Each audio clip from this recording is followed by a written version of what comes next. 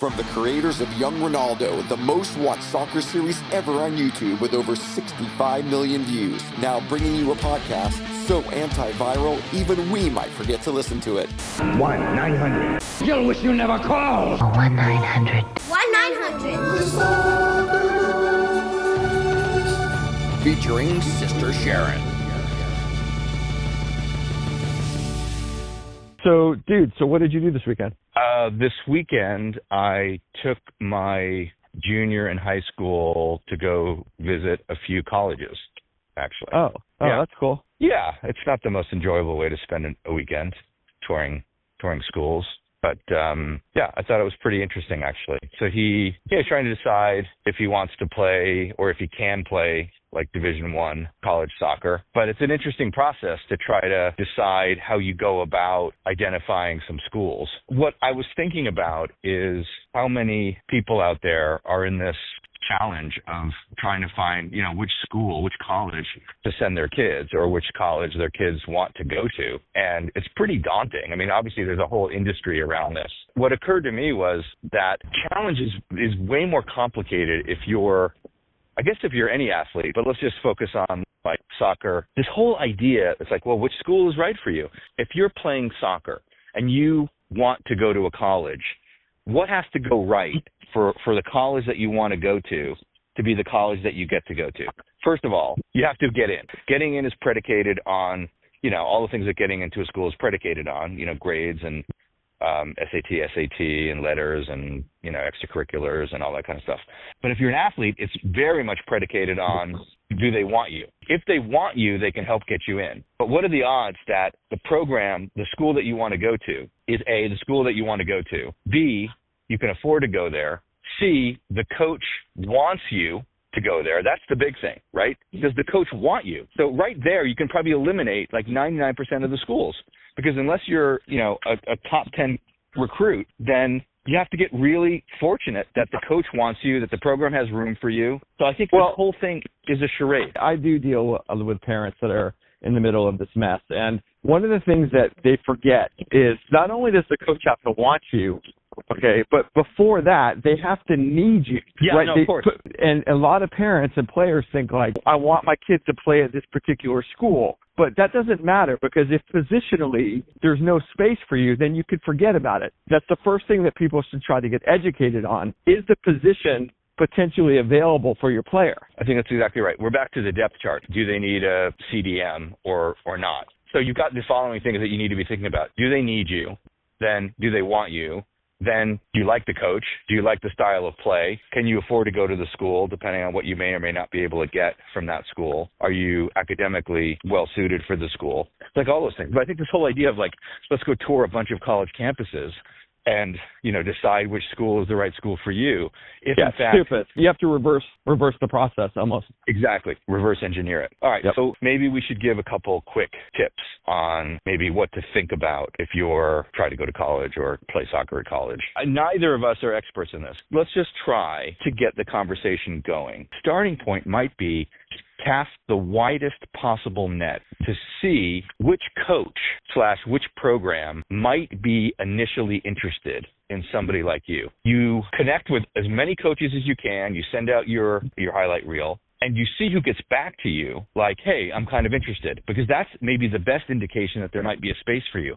Then once you've found out if anybody has any interest in you, you take a look at that selection of schools and then you start to triage accordingly. Which of those schools seem like they might be good fits for you? What do you think about that? I can get behind that. There's nothing wrong with thinking about, do you want small, medium, large school? Like what kind of a college experience do you want? How important are the academics? Where in the country do you want to live? If you have something that you know that you're interested in studying, where are there good programs? You know what? A lot of people don't even know this. I didn't. There's no sports scholarships at Ivy League. People are thinking, oh, well, I'm going to get a scholarship to go play at Yale.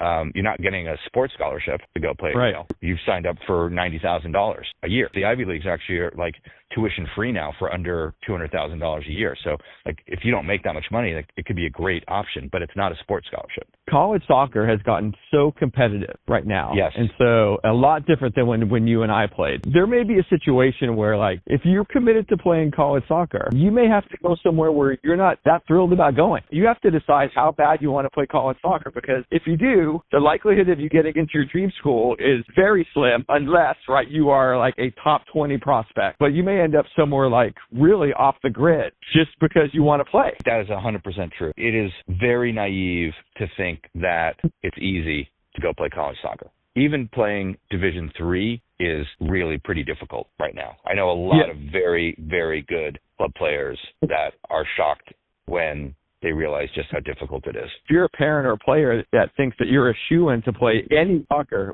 you're going to have a rude awakening. I think you're going to be really surprised how challenging this whole thing is. No, I think that's totally true. There's a whole industry now of college camps, recruiting camps, where a bunch of college coaches, travel around and you're talking about ID camps, right? Yeah, I guess they're called ID camps.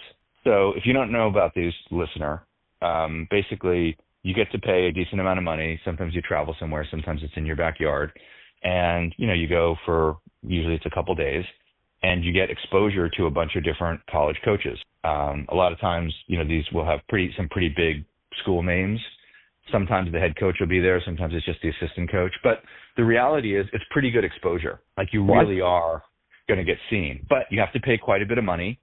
And I am not convinced that there are that many examples of, I got seen at the college ID camp and then I got offered a scholarship. I do think, however, that it's very useful as a first pass, because a coach might say, I kind of liked you.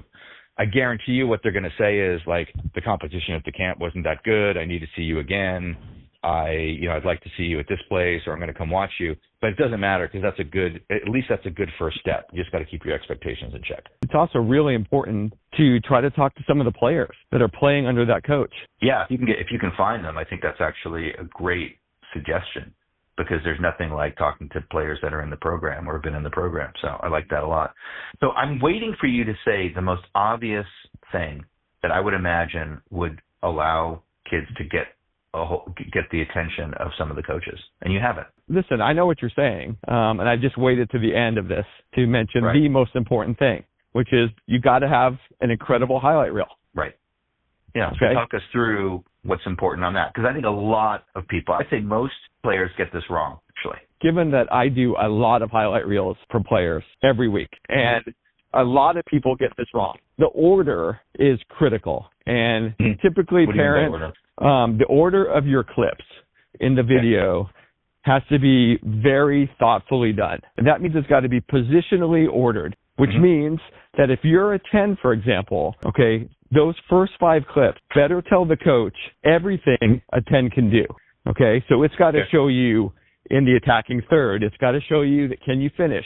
It's got to show you, are you defensively responsible? It's got to show you, do you have vision? It's got to show you, are you scanning in the midfield? Do you always know what's next? All of these things in the first 5 clips. So coach can see that you know how to play that position. Don't think that somebody's going to wait 3 minutes to watch your best clip. You need to front load this sucker, right? The first 5 clips better be like the hook of a great pop song. Whereas you putting the highlight video in and then boom, you can't take your eyes off the player, because the first 5 are incredible. So this is a little bit self-serving, given I do this kind of work professionally all the time. So, but I can tell you that get a pro to do it. If you're a parent and you think you can do it, sorry, you can't. You can't do it.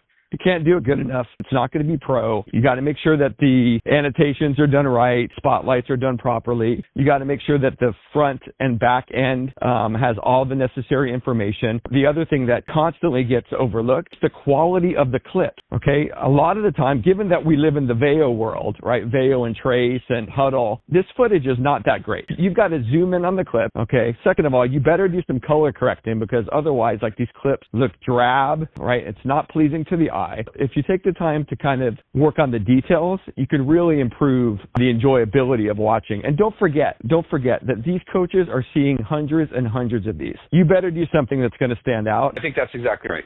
Pay attention to the quality, and honestly, investing in getting a really high quality video makes sense. If you're 6'2" now and the clips are all of you when you were 5 foot, sorry, like kind of a bad move. So this is really tricky. There really is a window when you're maybe sophomore, junior, even senior, depending on when you're applying, where you've got to start grabbing the clips, and this has to be a full-time job. High quality clips that you're curating and then getting a pro to help you with. As important as the highlight reel is, you've got to put together a good enough game that you feel comfortable with an entire match that you can share with a coach. There's nothing more powerful than a strong 90 minutes that you can submit. And at the very least, at least a half. Because, again, you can attract a coach's attention with a good highlight reel, but they're eventually going to want to see you play. And it's even more impactful if you can send them 45 minutes, if you have the confidence to say, here's me, 45 minutes, not just all my highlights. Yeah, I think before we get too deep into this, honestly, I think we should bring somebody on that can help us through this. Because honestly, I just don't think we know enough about this part of it. I'm texting my buddy Elliot, who does this for a living. He helps kids with the college recruiting process, and I'm just going to ambush him to see if he will jump on this call without being prepared at all.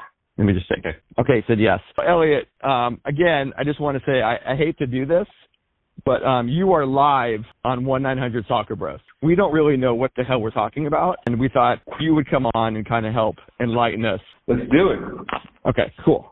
All right, so we have to set you up first, though, Elliot. So just tell us a little bit about what your business is and what you do. So we've automated the college recruitment process to make it less stressful and less time-consuming for student athletes and parents. If you were just to give us like your top 5 recommendations for how to approach finding the right university or college for your soccer player, how would you answer that question? The most important aspect of the college recruitment process is your highlight video. That's number one.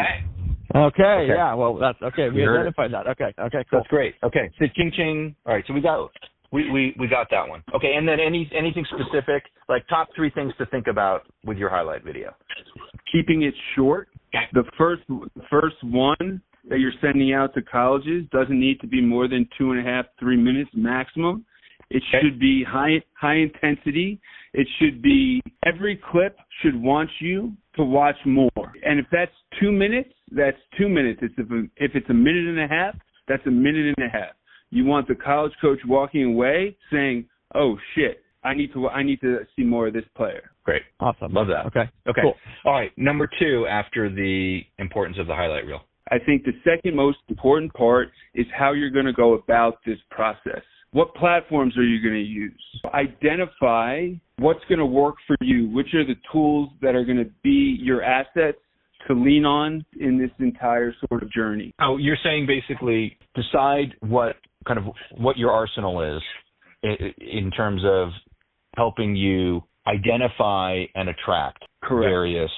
Okay. And so your platform, one of the reasons that you and I were speaking was you cast a very wide net, right? That was the thing that was actually very interesting to me, was that as opposed to waiting for the college coaches to see you or get attracted by your video, I guess that's part of it, right? Is that you want to send as many notes and videos out to as many coaches as you possibly can to see what the interest is first. Is that right? Yeah, and you want to make it super simple for them to respond, right? So even if that's not on my platform, you want to ask direct questions within that first email that make them respond. Oftentimes, parents, student athletes, they're fearful to ask those questions up front. They're fearful to hear the responses. What would be so? What are those kinds of questions that you want to ask? Like, are you looking for do you need a 10, or is my player like of sufficient quality? What do you? Yeah, exactly. Asking? So it's really going to be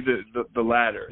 It's going to be something along the lines of, can you please let me know if I would be a good fit for your program? Either way, and leaving it on that note to say, hey, even if I'm not a good fit for your program, I really want to know so that I can move on in the process and not lose other opportunities because I'm waiting to hear from my dream school, which is never going to come to fruition. A lot of times a no is even more valuable than a maybe or a yes. And so what you're suggesting is ask a concrete question, even if it means getting a no, because that allows you to move on and focus. Yeah, get some closure, right? You want closure. What is your position on ID camps? Once you've identified your top 5 schools, or they've identified you, however you want to look at it, those are the schools you should be investing in ID camps for. It's a great opportunity to be seen by those coaches. Mm-hmm. There are players every year that are identified at college ID camps, but it's only when they're going to the correct ones at the correct levels. Does that make sense?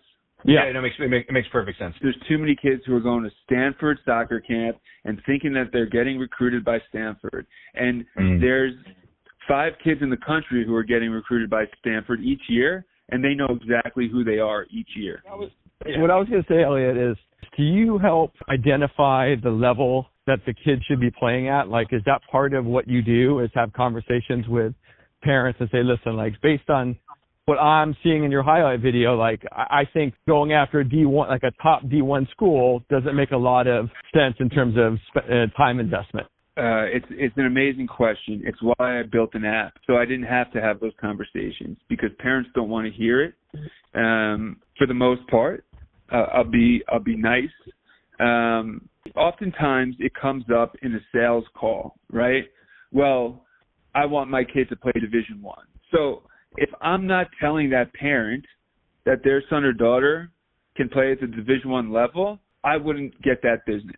And I'm not even kidding you, I would say upwards of $100,000 I've lost of business because I was unwilling to go down that road and provide misinformation to these parents.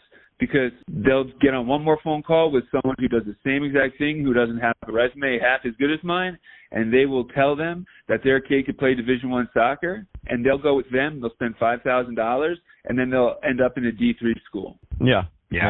Just because there's 1 or 2 spots available doesn't mean that your son or daughter is going to be anywhere close to being one of those schools' top choices, especially with international players making such a large component to college soccer in today's sort of environment. But I'd like to talk about that for a second. When the 3 of us, because all 3 of us played college soccer, when we were playing, not to put you in our age bracket, Elliot, but when we were playing, man, it was a lot less competitive than it is now. Now it's like, I mean, just talk to us a little bit about how hard it really is to play at any college level these days. Yeah, so there's two aspects to this, right? There's the international market and there's the transfer portal. And you need to think of it from a coach's perspective. This is their career, right? So they need to have results. They need to win. And in today's environment, you're seeing a fraction of seniors in high school, just a fraction of them, actually getting genuine offers, especially at the highest Division I level. And that's ringing true at the highest programs, Division III and Division II as well, because they could get someone off the portal or an international who's bigger, stronger, faster, and has played at that level before, so the speed of play is going to be less of a learning curve than an incoming freshman. Can you just explain real quick about what the portal is? Because I'm sure we've got listeners out there that have no idea what you mean by the portal. The college portal is for transfer students who are looking to go play at a different school, whether for any reason, could be any reason. Back when us oldies were playing, right, you needed to sit out a year, no matter where you were transferring to. You needed to sit out a year, and that would eat up some potential eligibility, or it would just be a big kink in your streamlined journey throughout college soccer. In today's world, kids are transferring because they don't like the color uniforms, that they're wearing. So there's so many kids who just aren't getting playing time, that don't feel like they're getting the chance that they deserve. They're hitting this transfer portal. It's literally a list of student athletes where college coaches could go in, see who's in there, look at some of their highlight video, look at some of their stats, and then contact them to see if they want to come play for a different program. Most programs have on average how many open spots, would you say? 5? Each season?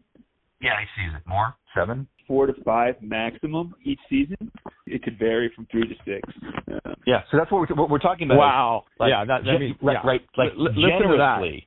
Yeah, listen generously, to that. We're talking 6. And I'd say on average, 4 or 5, right? And then you're competing against the international students, and you're competing against the portal. And it has to be your position. And it has to be your position. Sorry, right. So the odds are that at a top Division I program, there's 1 or 2 spots for your position. Let's do the math, guys. There's 207 NCAA Division I men's soccer programs. Let's say there's 5 spots available at each program, which is being very, very nice. What's 5 times 207? Well, it's 1,035. There we go. So that's how many spots are available. How many seniors in high school, right, are trying to compete to play college soccer? And let's not even count the transfers. Let's not count the internationals. Let's do one more filter, though, Elliot. Let's do the position filter. And the position filter. The position filter is the big one because we're always forgetting about that. So there's roughly 1,000 spots. Okay. Right. And let's just be super generous and say your position. Let's just say there's just 3 basic positions. Right? Four, right? 4. Okay. Well, yeah, right. Yeah. Okay. So fair we know enough. what those are: goalkeeper, defenders, midfield, and strikers, right? Okay. Right. So let's. But there's less goal. Yeah. Okay. But there's less goalkeepers. All right. But whatever. Let's just divide. We'll divide by 4. Now we're at 250. 250 spots for your position. For Division I. Yeah. Division. Yeah. Division I. Right. Right. And then you're competing international, portal. Do you think it's a competitive landscape? It's like becoming an investment banker and trying to work at Goldman Sachs. Yeah. Elliot, I'm just curious. Like, is there a personality profile that you've seen that has garnered the best results in terms of like how ambitious the parent or player or how annoying you have to be in this process that can get you better results? Have you seen that come up in your work? You mean like for the parent or for the player, Jerry? Well, I guess it's both. You know what I mean? Like, is there a personality component to like how proactive you have to be in this process? Yeah. So if it's coming from the parent and it's driven by the parent, it's almost going to be immediately pushed away by college coaches. College coaches don't mind an innocent parent calling up and asking a stupid question. But once it becomes more than that, they're out, because that suggests that you're going to be one pain in the ass if and when that kid gets into your program. And that is not what they're in the business of doing, is talking to parents, right? They're in the business of winning and, trying to mentor your son or your daughter into adulthood. Is it really all about talent for the most part? If you're good enough, are you going to get found? No, it's about exposure. And what are some other ways for exposure? Because there are a couple of things we haven't touched on. Like, obviously, the clubs make a really big point of at least telling us that we're going to get exposure for the kids through these, various, showcases. Obviously the tournaments, like the really high-end tournaments at the high levels, will oftentimes have college coaches. But, like, what are some other ways that you get exposed? Your highlight video, that's why it's so important. You think that is by far the number one way, as opposed to a coach seeing you at a tournament? Or if I'm a FC Dallas starter and I'm decided I'm going to apply to a D1 program, don't I have a shoe-in just by nature of that? And they can also just watch my videos.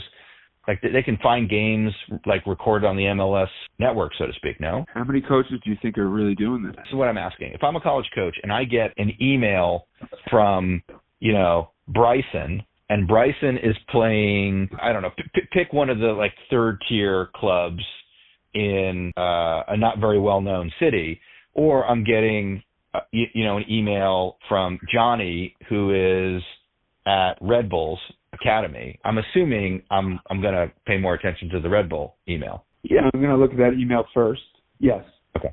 Your point is, right, if you're an MLS player, aren't you going to get more exposure just by being at that level and being in front of 100%.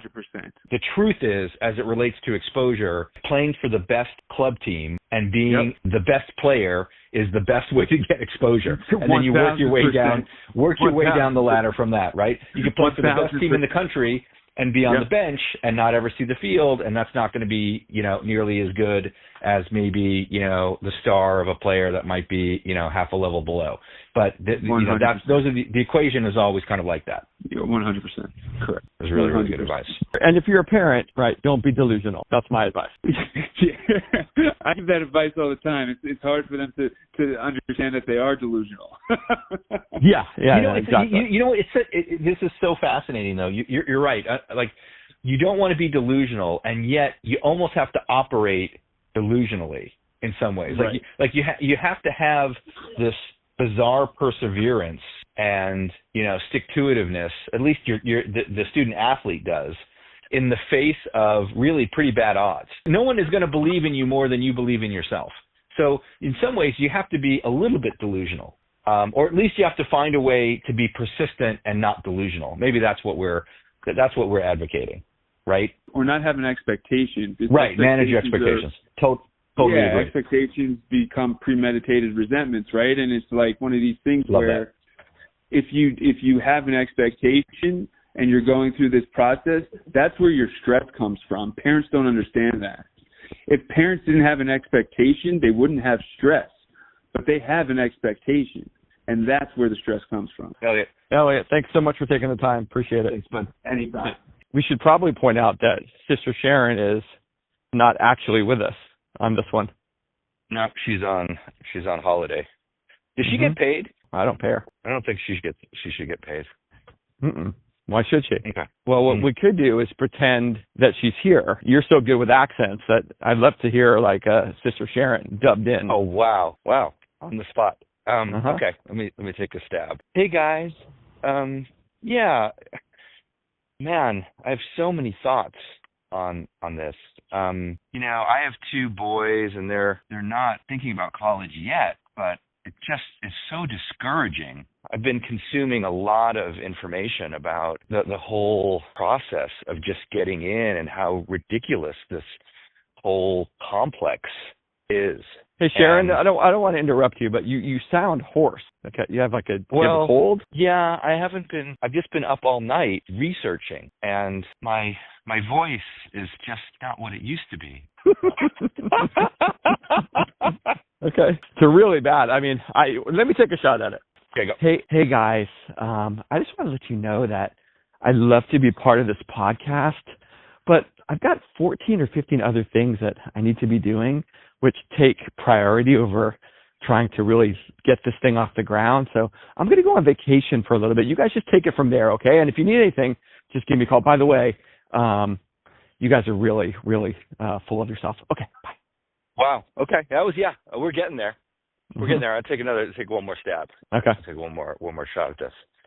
Hey guys, I don't want anything to do with your hyper-privileged, self-indulgent, nobody-listening podcast. So I'm just going to pretend that I'm on vacation. Good luck. Mm-hmm. Yep.